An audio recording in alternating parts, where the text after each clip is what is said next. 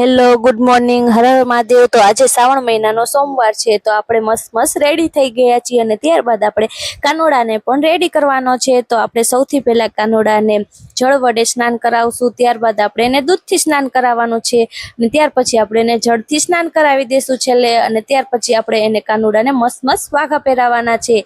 તો આપણે વાઘા પહેરાવાઈ ગયા છે કાનુડાને, અને ત્યાર પછી આપણે એને ચંદનથી તિલક કરવાનો છે અને ચંદનનો તિલક થઈ જાય ત્યાર પછી આપણે તેને કંકુ વડે તિલક કરી દેશું, અને કંકુથી તિલક થઈ ગયા બાદ આપણે એને મસ્ત મસ્ત પાઘડી પહેરાવી દીધી। તો આપણા લડ્ડુ ગોપાલ તૈયાર થઈ ગયા છે, આપણે એને આસન પર બેસાડી દેશું। કેવા લાગે છે મારા લડ્ડુ ગોપાલ?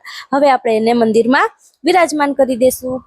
શ્રાવણ મહિનાનો સોમવાર હોવાથી આજે આપણે મહાદેવના મંદિરે જળ ચડાવવા પણ જવાનું છે, તો હું ને પાર્થ નીકળી ગયા છીએ મહાદેવના મંદિરે જળ ચડાવવા માટે। તો સૌથી પહેલા આપણે ઘરને લોક કરી દેશું, ત્યારબાદ આપણે લિફ્ટમાં આવી ગયા છીએ અને હું ને પાર્થ જઈ રહ્યા છીએ મહાદેવના મંદિરે ચાલીને।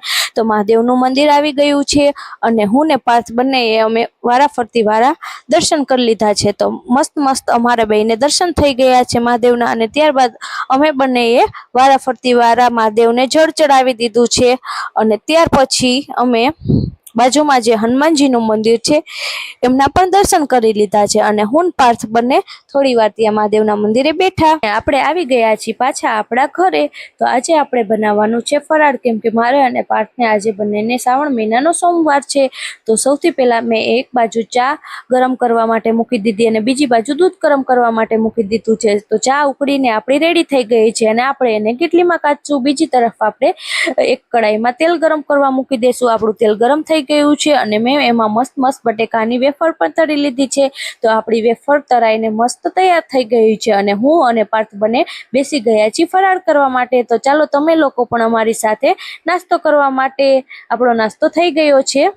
આજે આપણે બપોરના જમવામાં બનાવવાનું છે રીંગણા પાલકનું શાક અને બાજરાના રોટલા। તો એક બાજુ મેં રીંગણા પાલકનું શાક મસ્ત વઘારી લીધું છે અને ત્યારબાદ હું રોટલા બનાવવા માટે લાગી ગઈ છું। તો રોટલા મસ્ત મસ્ત બનાવી રહી છું। તમને કોને કોને બાજરાના રોટલા અને એની સાથે રીંગણા પાલકનું શાક ભાવે, જલ્દી જલ્દી મિત્રો કોમેન્ટ કરી દો। તો આપણે રોટલો મસ્ત બની ગયો છે અને બીજી બાજુ આપણું શાક જે છે એમાં આપણે ટમેટું અને મરચું એડ કરી દેવાનું છે, અને બીજી તરફ રોટલો પણ મસ્ત બની ગયો છે। તો આપણે એની ઉપર મસ્ત ઘી લગાવી લેશું અને આપણું શાક પણ રેડી થઈ ગયું છે અને આપણે બેસી ગયા છીએ જમવા। જમીને આપણે આવી ગયા છીએ સ્ટુડિયોએ। તો સ્ટુડિયોએ આજે આપણે સૌથી પહેલા મહાદેવની થીમમાં ફોટોશૂટ કરવાનું છે।